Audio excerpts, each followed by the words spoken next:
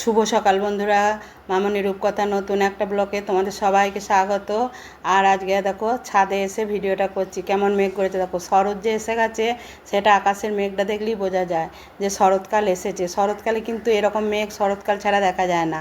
যে যাই হোক, আমার ফুল টুল তোলা হয়ে গেছে। দেখো শরৎকালেও আমার কত ফুল ফুটছে। হ্যাঁ, শিউলি ফুলের কুঁড়ি এসছে জানো তো। তোমাদের ফুল ফুটলেই তোমাদের দেখো, বেশি আনে 2-4টে কুঁড়ি এসছে। আর দেখো আমার পুজো হয়ে গেল, দেখেছো আমি এটা তেলের প্রদীপটা জ্বেলেছি, কি সুন্দর জ্বলছে দেখেছো। অল্প একটু তেলটা শুধু পোলতেটা ডুবিয়ে নিয়ে জ্বালছি, এত সুন্দর জ্বলছে না।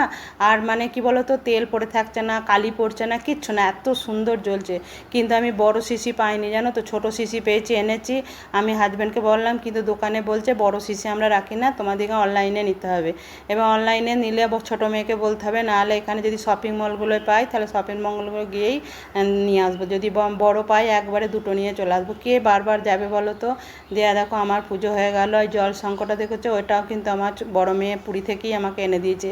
আর ওই ভিতরে একটা রয়েছে, ওটা আমার মা আজ থেকে প্রায় 25-26 বছর আগে এনে দিয়েছিলো। কিন্তু শঙ্খটা কেমন হয়ে গেছে বলেই মেয়েকে বললাম একটা নিখুঁত ভালো দেখে জল শঙ্কর দিয়ে ও নিয়ে চলে এসছে। দিয়ে আমার পুজো হয়ে গেল।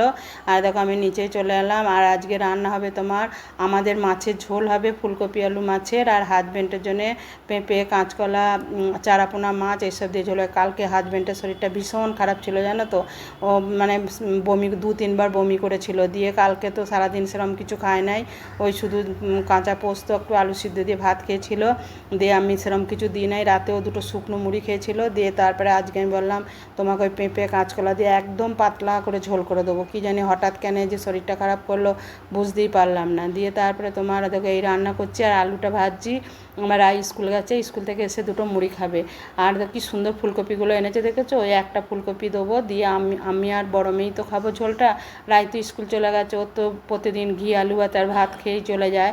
দিয়ে আমি ওই 2 পিস মাছ ছিল, বড় মাছ কাটাপোনা, দিয়ে আমি আর বড় মেয়ে এটা ঝোল করছি, ও আর আমি খাবো। দিয়ে তারপরে খুব এত গরম না, মানে কি বলবো, রান্না করতে ইচ্ছাই যাচ্ছে না। সকালবেলা স্নান করেছি, কেউ বলবে না এত ঘামছি। আর দেখো সব সময় তো আর ফ্যান চালিয়ে ফ্যানের তলায় বসে থাকলাম, রান্নাটা তো আমাকে করতে হবে। সেই জন্যে আমি দেখো হাজব্যান্ডের সবজিগুলো একটা সিটি দিয়ে নিচ্ছি। কারণ পেঁপে দেখবে সিদ্ধ হতে অনেকটা দেরি হয়, আর পেঁপে যদি ভালো করে না সিদ্ধ হয় না, সেই পেঁপেটা খেলে কিন্তু হজম হবে না।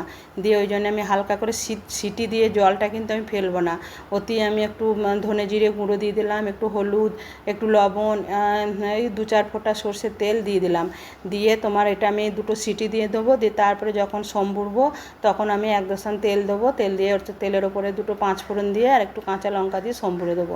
ওই ঝোলটা খেতে ব্যাপক হয়। হাজব্যান্ড বলবে তুমি ওই 5 ফোড়নের মানে দিয়ে যে ঝোলটা করে দাও, হাজব্যান্ডের খেতে ভীষণ ভালো লাগে, বলে ওই গন্ধটা আমার ভীষণ ভালো লাগে। আমি ওইভাবেই ওকে আমি ঝোল করে দিই। কিন্তু সব সময় ধরো হয়ে ওঠে না, আবার ওরও মন যায় যে তোমরা এরকম এত মানে তেলালো ঝোলালো খাচ্ছ, আমাকে একটু দেবে না, ও বলে। এবার কী করে মাঝে মধ্যে দিতে হয় ধরো, কিন্তু ওর তো খাওয়া চলেই না, কিন্তু তবুও দিই। এবার আমি ওকে বলেছি তোমার জন্য সব সময় আমি আলাদাই রান্না করে দেবো। হঠাৎ করে তোমার কেন এরকম বমি হলো, আর দুর্দান্ত গরম জানো তো, এত গরম মানে বলবার নয় কো। দিয়ে তারপরে দেখো আমি ওইটা সিটি দিতে দিলাম। দিয়ে এই ধারে আমি শাকটা ভেজে নেবো।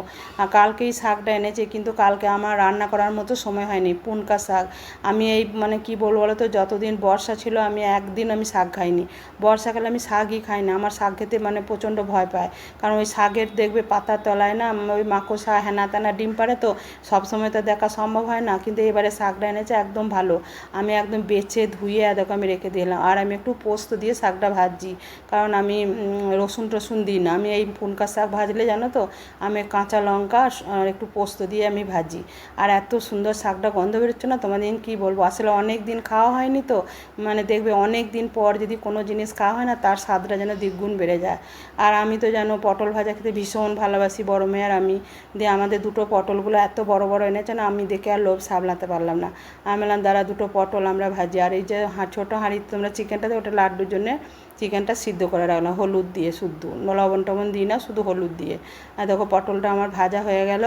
এবারে আমি আমাদের ঝোলটা চাপিয়ে দেবো। বড় মেয়ে আগেই বলেছে মা আমাদের ঝোল করলে কিন্তু তুমি ট্যাঁস ট্যাঁসে করে করবে না। আমি যে না রে বাবা, ট্যাঁস ট্যাঁসে করবো না, দেখ না।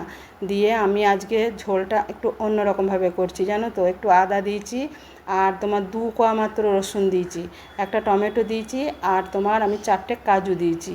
দিয়ে এটা আমি ঝোলটা আজকে করব। আমি কিন্তু পেঁয়াজ কোনো দিন আমি মাছের ঝোল করলে কোনো দিন পেঁয়াজ দিই না, রসুন যদিও এক কোয়া আধ কোয়া দিই, কিন্তু পেঁয়াজ দিই না। দিয়ে এইভাবে আমি মশলাটা বেটেছি, দিয়ে আমি এইভাবে মাছের ঝোলটা করব। আর মাছটা ধরো দুদিন ফ্রিজে ছিল, তো দেখবে মাছের ফ্রিজে থাকলে মাছের টেস্টটা অনেকটা নষ্ট হয়ে যায়। তবুও আমি ভিনিগার দিয়ে মাছটাকে রেখে দিই যে মাছটা ভালো থাকবে বলে। তোমরা দেখবে মাছ আনলে ভিনিগার দিয়ে, মানে ভিনিগার মাখিয়ে মাছ, চিকেন, মাছ তারপরে এসব রেখে দেবে, দেখবে মানে সেটা খুব ভালো থাকে। দিয়ে দেখো মাছটা ভাজা হয়ে গেছে, চলো এবারে মাছটা তুলে নিই। ফুলকপি আলুটা ভেজে তুলে নিয়েছি, আর এই ধারে আমি ভাত বসিয়ে দিয়েছি। হাজব্যান্ডকে বললাম তুমি সকাল সকাল খেয়ে নেবে। সকাল সকাল হয় না, সেই 1টা 1:30টাই বেজে যায় খেতে। কিছু করার নাই আসলে, খাওয়ার মানে এমনই ধরো টিফিনটা করতে আমাদের অনেকটা দেরি হয়ে যায়, তো দিয়ে ওই জন্যে খাবারটা খেতে অনেকটা দেরি হয়ে যায়। আসলে রায়কে স্কুলে দিতে যেতে হয়, 11টার মধ্যে বেরোতেই হবে। দেখেছো আমি মশলাটা করেছি সাদা বড়া, বুঝতেই পারছো। এটা এবারে কাজু দিয়েছি অল্প, 4টে কাজু দিয়ে এরকম করে মশলাটা করেছি। হ্যাঁ, এখন ওই কাজু আটা দিয়ে মশলা করলে সেই তরকারিটা খেতে বেশ ভালো লাগছে। পেঁয়াজ রসুন অত ভালো লাগছে না। দিয়ে আমি হাজবেন্ডকে যখন মাছ টাছ একদম আনবে না, অনেক দিন ছানা পনির খাওয়া হয় নাই, তুমি এবারে ছানা পনির নিয়ে আসবে বলো। কালকে বাজার যাব, আমরা এখানে তো ছানা নিই না কো, আমরা কোনো মিষ্টির দোকানেও ছানা পনির নিই না। আমাদের এখানে এক জায়গায় বীরহাটা বলে আছে, সেইখানে তোমার ছানা পনির মানে বিক্রি হয়। অনেকটা দূর থেকে আসে ওরা, মানে অনেকটা বলতে কি এই কোন দিকে বলবো তোমার, আরামবাগ ওই জায়গার থেকে। আমি আর মেয়ে অনেক দিন আগে সকালে বেরিয়ে আমি প্রথম দেখলাম ওরকম, আর এত ভিড় এত ভিড় তোমাদের বলবো। আর ছানাটাও খুব ভালো, পনিরটাও খুব ভালো। কালকে আনলে অবশ্যই তোমাদের দেখাবো। কালকে হাজব্যান্ড বলেছে বাজার যাব, দিয়ে তোমাকে ছানা আর পনির এনে দেবো। আমার সত্যি কথা বলতে আমার নিরামিষ খাবার খেতে ভীষণ ভালো লাগে। আবার আমার মেয়েরাও তাই, আমার 2টো মেয়ে, আমার নাতনি, ওরাও নিরামিষ খাবার খেতে বেশি ভালোবাসে। বললো মা তুমি নিরামিষ করে ছানা রান্না করো, পনির রান্না করো, সবজি রান্না করো, ওটাই আমাদের ভালো লাগে।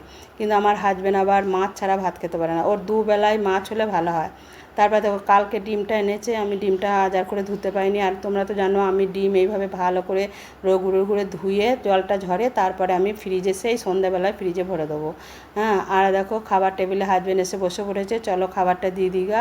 হ্যাঁ, তো ওকে আমি ওই জন্য আমরা চাটনিটাও করেছি একদম পাতলা করে, মানে আজকে সর্ষে পোস্ত দিই নাই বললেই চলে, অল্প একটু ছিল সেইটুকুই দিয়েছি। আর এটা হাজব্যান্ডের ঝোল, এই দেখো চারাপোনা মাছ দিয়ে। আর আমাদের হয়েছে তোমার ইয়ে মাছ, কাটাপোনা, 2 পিস ছিল। ফুলকপি আলু দিয়ে করেছি। আর এটা হচ্ছে পটল ভাজা। আর এই যে আলু ভাজে রেখেছি, রাই এসে মানে মুড়ি খায়ও, রুটি মুড়ি যা খাবে খাবে, রুটিও করা আছে। আর এটা হচ্ছে শাক ভাজা পোস্ত দিয়ে। তাহলে লাঞ্চে আজকে এইসব করেছি। চলো হাজব্যান্ডকে খাবারটা বেড়ে দিই। আর এটা সকালবেলা একটু ছোলার ডাল সিদ্ধ করে দিয়েছিলাম। আর হ্যাঁ, তোমাদের বলা হয়নি যেটা ওল ভাতে করেছি। হ্যাঁ, কিন্তু হাজব্যান্ডকে দেওয়ার ইচ্ছা নাই, কিন্তু ও বলছে না খাবো। আর কালকে একটু ফ্রায়েড রাইস অল্প 2টো চালের করেছিলাম, রাই খাবো বললো, সেটা তোমাদেরকে আমি দেখাতে পারিনি। দিয়ে আজকে গরম করে রেখেছি, যদি এসে খাইতে খাবে। দিয়ে তারপরে দেখো খাওয়া দাওয়া করে মেয়ের সঙ্গে বেরিয়ে পড়েছি। কোথায় যাচ্ছি চলো তোমাদেরকে নিয়ে যাচ্ছি, যেতে যেতেই বলবো।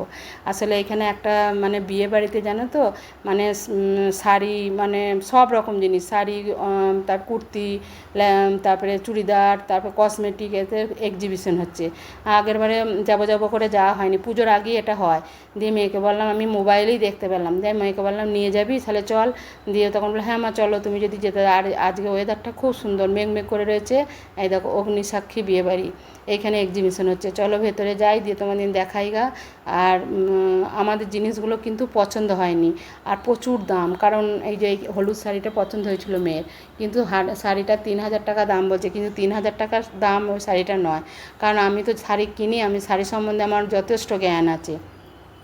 তারপরে কি বলো তো, মানে সব ব্যাঙ্গালোর সিল্কের ওপর, কোনো কিছু ভালো সিল্ক নেই। দিয়ে তারপরে দেখো আমরা এম বাজারে চলে এসেছি। দিয়ে এম বাজারে এসে কীরকম মেঘটা করেছে দেখো। আমি মেয়েকে বলছি দেখ বৃষ্টি নেমে যাবে বোধহয়, আমরা আর বাড়ি যেতে পারবো না। বলছে নামুক না, আমরা এখন এখানে শপিং মলের ভেতরেই থাকবো। দিয়ে তারপর দেখো এম বাজারে চলে এসেছি। দিয়ে এম বাজারে এসে আমার গিনির জন্য একটা গেঞ্জি নিয়ে গিয়েছিলো ওর এই মিমি, যে সেটা তোমার ছোট হয়েছিল, সেটা চেঞ্জ করে নিলাম। আর আয়ের জন্য একটা গেঞ্জি নিলাম। তোমাদেরকে সব পরে দেখাবো একটা একটা করে। আর এই যে বাচ্চাগুলো দেখলে, ওরা ঝুলন সাজিয়েছে একটা থালার উপরে, দিয়ে আমাকে পয়সা দাও, দিয়ে ওদিকে আবার কিছু পয়সা দিলাম। তারপরে একটু ফল মিষ্টি, একটু তোমার ফুল বেলপাতা কিনে নিয়ে এলাম। কালকে সোমবার আছে, তা ওই বেলপাতাটা কিনতে গিয়ে তখন ওই লোকটা বলছে, আমি যে এত দাম কেন গো, একটা মালা 30 টাকা দাম। আমি যে এখনও এত দাম? বলছে এখনও শ্রাবণ মাসে শেষ সোমবার শেষ হয়নি, মানে এই সোমবারটাও শ্রাবণ মাসে ধরছে আর কি, জানি না কী জন্য। তো আমি তাহলে আমি অজান্তেই দেখো আমি বাবার জন্য ফুল বেলপাতা সব নিয়ে চলে এসেছি। আমি কালকে আমরা পুজো করব। আর এই যে একটু 500 মতো বেদানা নিয়ে এসেছি, দিয়ে তারপরে রাতে তোমার ডিনারটা বড় মেয়েই বানালো, আমি সেরকম কিছু করি নাই। আর রাতে ডিনারে দেখো এক টেবিলেই 3 জনাই খেতে বসে পড়েছি। এক টেবিলে খাওয়ার মজাটাই আলাদা, তোমাদেরই বলেছি। হাজব্যান্ডও আমার পাশে বসে খাচ্ছে।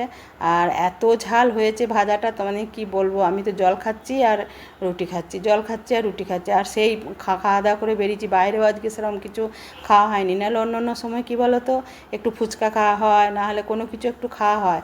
তা আজকে কিছুই খাওয়ার মতো সময় পাইনি গো, তাড়াতাড়ি চলে এলাম। কারণ রায় একা ছিল ঘরে, ওর বাপু মুদিখানার মাল আনতে গিয়েছিলো, দিয়ে ও একাই ছিল, ওই জন্য আমি আর বড় মেয়ে তাড়াতাড়ি করে চলে এলাম।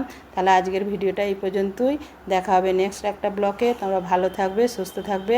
আর আমার ভিডিওটা যদি কোথাও একটু ভালো লাগে অবশ্যই একটা লাইক দিও। আর তোমার চলো গল্প করতে করতে তাহলে খাইগা, তোমরাও এরকম এক টেবিলে খাবে, দেখবে দারুণ লাগবে। দেখো এক টেবিলে সবসময় কিন্তু খাওয়ার ভাগ্য হয় না।